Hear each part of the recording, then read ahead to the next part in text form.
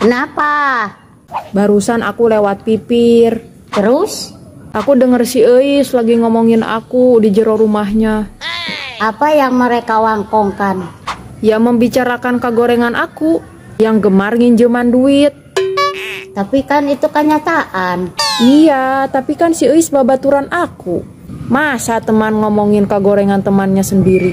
Sudahlah, aku kan dulu sudah ngabejaan. Jangan terlalu layu sama si Ois. Iya, aku juga sekarang merasa hanjakal. Marimar, pinjem duit dong. Baru saja diomongin, sudah dibilang Pak. Ayo dong, mau beli token listrik. KWH di rumah sudah ngenyut. Aku takut keburu parem. Nggak ada ah. Ayo dong Marimar. Mana hari sudah burit. Kau tidak kasihan apa kalau nanti malam aku harus mau poek? Kok ini nurus tunjung ya? Dibilangin nggak ada juga.